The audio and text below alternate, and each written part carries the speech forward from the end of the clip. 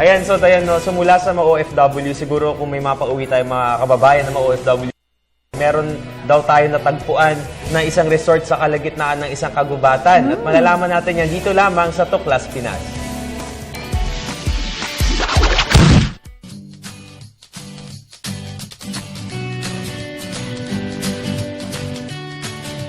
Good morning mga travel lovers! Ang bilis talaga ng panahon ano? Kita niyo naman at Marso na and summer is just around the corner.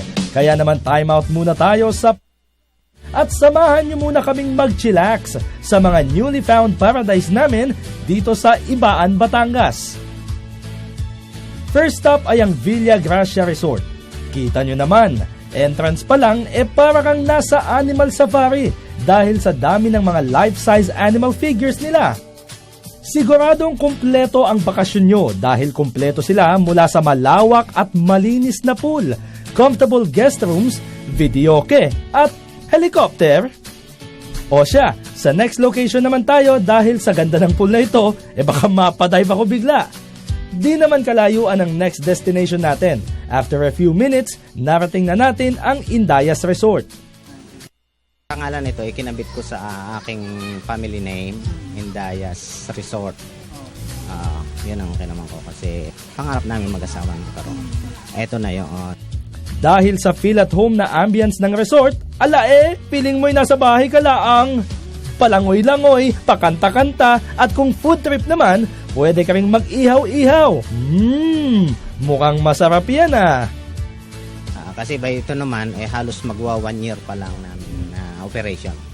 Balak namin magdagdag ng pool at saka kung ano, sa bandariyan siguro tatanggap kami no yung mga kasalan, pagkagagamitin ng mga event center. Maglalagay ako ng malawak din ng parking lot, basketball court, at saka yung mga laruan ng mga bata. And another pool doon sa baba, plano ko by next year. At alam nyo ba na ang dreamy na place na ito ay isang dream come true para sa mag-asawa? Actually, ito ay matagal ng pangarap ng misis ko na magkaroon ng ganyan nga pool sa bakuran kasi yung aming kinatatayuan ay talagang bahay lang. Liit ng lot ng aming residential lot na tinitirahan. And then, pangarap niya magkaroon ng malawak na garden, tapos pool sa harapan. Hindi na nga magaganap doon sa amin tinutuloyan kasi nga maliit. Kaya nung kami maka-acquire ng maluwang na lupa dito, hindi rin naman masyadong malayo sa amin, utay-utay namin tinupad yun. Perfect ang place para sa company at family outing at syempre, who would enjoy summer better than the kids? Kita nyo naman at talaga namang enjoy na enjoy sila sa pool.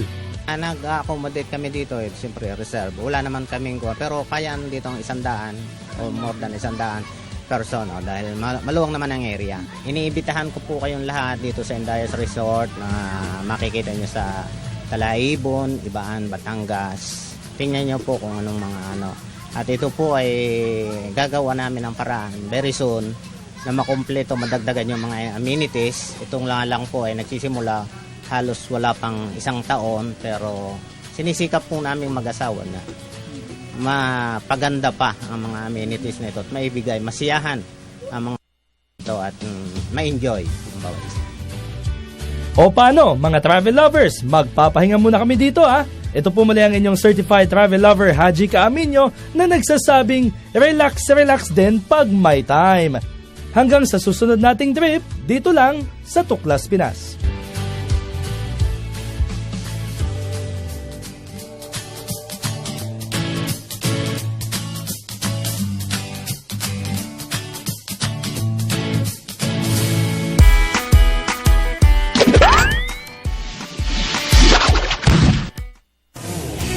Ayan mga boss, natuklasan na naman natin ang bagong pupuntahan natin para mamasyal at mag-enjoy at magbakasyon nga